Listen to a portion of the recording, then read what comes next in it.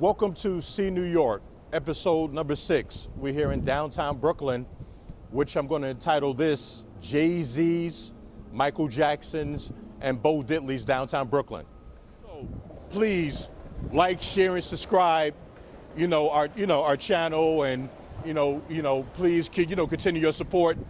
And speaking of support, thank you. I also like to thank you guys. Now we got over 1,000 subscribers. So thank you, See New York Nation, for that, for our 1,000 subscribers. Also, our episode 1 is nearing. By the time you're watching this footage, it'll be 2,000 viewers on our first episode. So thank you for that. Thank you for your continued support. Also, let me shout out to everybody in Linden, Brick City, Irvington, here in Fort Greene, of course, all over the 5 boroughs, the DMV area, LA, Atlanta, and wherever you may be. Thank you for watching. Now we're going to show you other what do you call landmarks in the area. Come follow us, and I'll show you more. Again, I'm going to show you all the different landmarks and history of here in downtown Brooklyn. One of them, as we start, behind me, as you see, is the Brooklyn Academy of Music, which for many years has shown a lot of different documentaries, movies, live concerts. A lot of great things have been happening here in the Brooklyn Academy of Music for many years. So, definitely you in this area, definitely check this place out. Or, you could Google it or go online and find out what's the next movie, seminar, so many different things happens here. I know Spike Lee has had a couple of film retrospectives here. You've had, like, to lack of a better term, the black version of Comic-Con here, and a lot of other different things. So, definitely check this place out. One of, I would say, hip-hop history, that I've seen here at the, Brooklyn Academy of Music. One time I was walking, I guess the next block over, which is St. Felix Street, and I seen Christopher Walken, actor Christopher Walken, rather. And Christopher Walken significance in hip-hop history is that's where Biggie Smalls got his other stage name, the Black Frank White, of Christopher Walken's character, in The King of New York. Yeah, so I seen him here, down the block, a few years ago. So that was like a, interesting part of history there.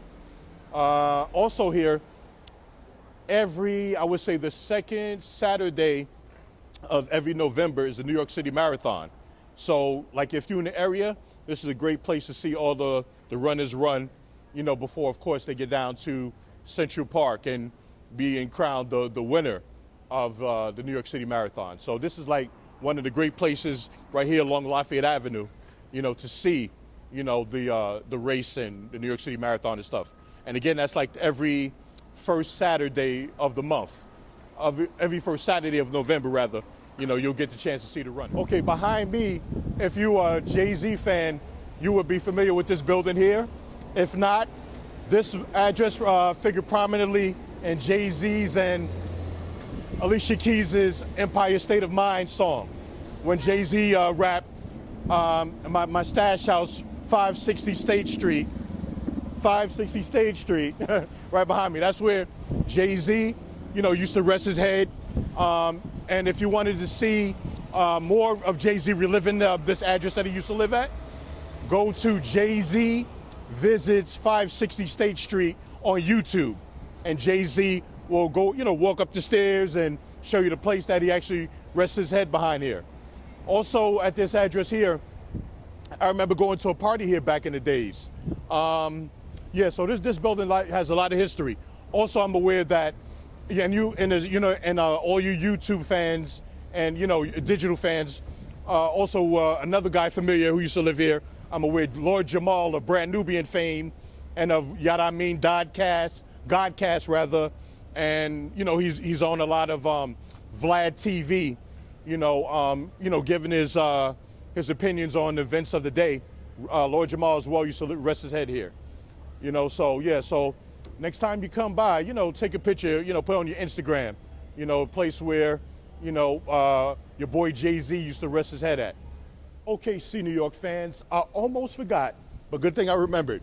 Also was prominent about this this stretch of State Street, besides of course, like I said, JayZ forever making his building famous for that song that he did with Alicia Keys. Also along State Street as well, I remember going to X-Clan's meetings. The famous Professor X, Brother J and company. They used to have their meetings, their Black Watch meetings up the block. I don't remember the exact address, but I remember it was on the same block. So I was thinking to myself, this is an interesting block that you have two different distinct hip hop history and, very, we call it versions of hip hop. You got JayZ with, him being like for all intents and purposes, the king of New York and the king of brand rap, so to speak. And the ultimate like pro-black group, X-Clan, all had like history on the same block. So I felt that was pretty interesting. Yeah, so I just wanted to, let you guys know that before, we go into the next landmark. All right, we're a few blocks over. Right in front of me on this block here, another significant landmark here in downtown Brooklyn. And as far as I know, the only album cover that was shot in downtown Brooklyn. And to me, that's unique because, of course, all the great artists who are from downtown Brooklyn or who migrated to downtown Brooklyn. So to my knowledge, this is the only album cover, location in downtown Brooklyn that was shot here. Okay, right along here, right in back of me was the famous guitarist, blues artist, Bo Diddley. And Bo Diddley very famously is also a member of the Rock and Roll Hall of Fame.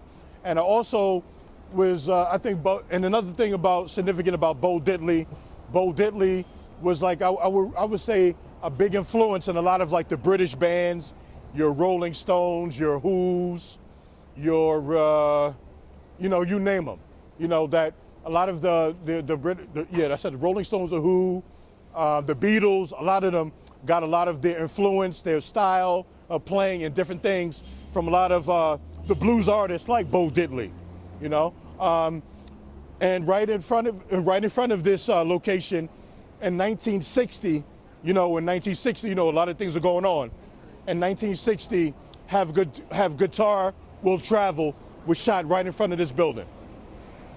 So next time, you're in this neck of the woods, we're like Livingston, off of Flatbush, you'll be able to be a part of rock and roll blues history.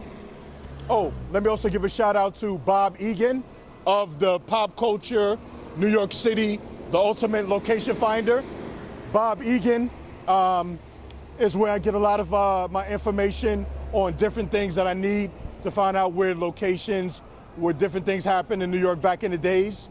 So Bob Egan's book, page 85 rather, you'll also see the location of this building here where Bo Diddley shot Have Guitar Will Travel, his 1960 album cover of his album at the time. You'll be able to see that and a lot of other great facts. You'll be able to see where Nas and Russell Simmons and a lot of, giants in the hip hop world rest their head back in the days where they shot music videos, where they shot film, a lot of different things in this book. And also, speaking of Bob Egan, I'm in talks with Bob Egan about doing an interview with him soon, right here on See New York. So be aware of that. That's coming up soon. Shout out to Bob Egan for always, when I put a post on Facebook, you always leave a comment, a like, and stuff like that. So shout out to Bob Egan. And like I said, soon you'll see him right here in See New York, and he'll, give you more landmarks and different things that makes New York special. A reminder, See New York fans, please like, share, and subscribe this episode. I see that I'm getting in the thousands and plus as far as the views. Please have the likes match the views. We want this thing to be in the thousands because this is, I shouldn't say this is the new media. Speaking of media, RIP to WBAI Radio. I just read in the newspaper that that's off the air now as of, last week or so. So, so a lot of our independent media and stuff is evaporating, no more WBAI, no more Village Voice.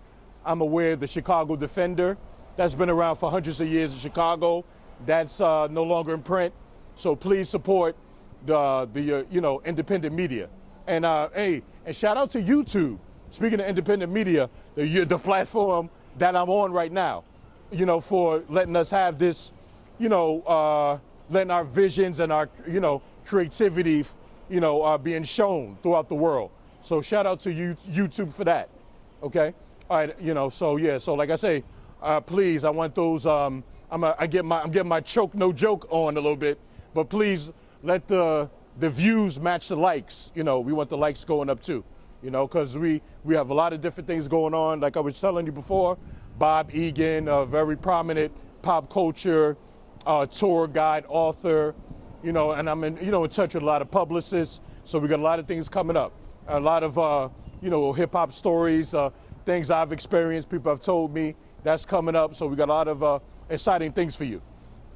Also, speaking of that, before I tell you about the next landmark, also, if you want to do business or you want me to rock one of your t-shirts or, different things, please go to my email address, kierwalker40@gmail.com.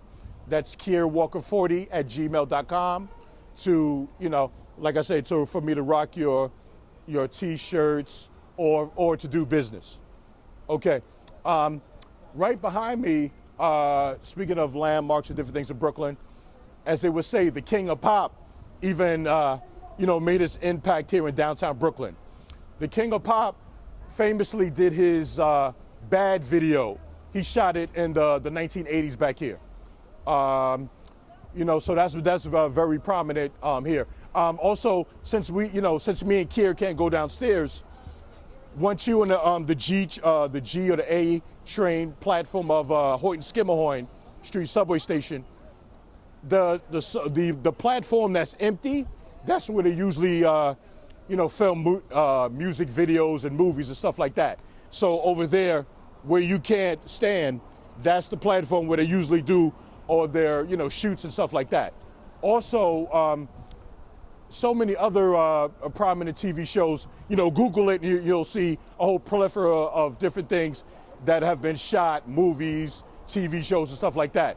Also famous to the hip hop culture or influential to the hip hop culture, the 1979 gang film Warriors. Some of their subway footage was shot at the here at Hoyt and Skimmerhorn subway station as well. So, a lot of history back there. Before I sign off, I want to give a shout out to City College Radio. Marco, I'm about to go to his radio station to do an interview. So that's coming up. I'll let you guys know, how that turned out. And, there's so many other people that I'm going to be doing interviews with coming up soon. Nina Garcia,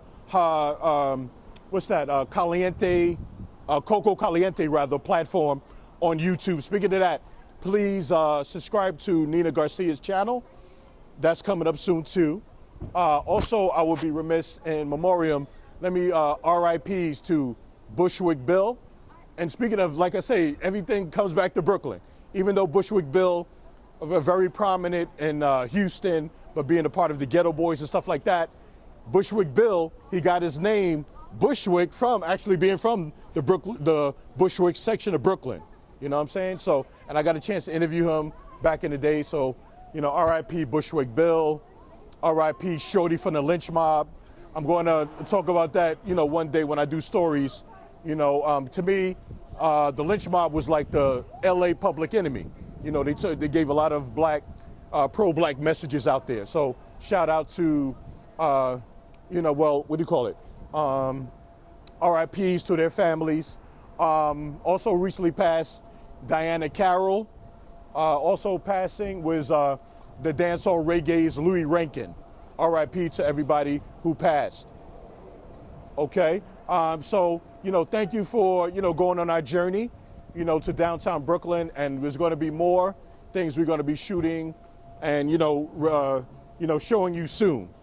So keep it locked, keep supporting See New York, because we got a lot of things coming up.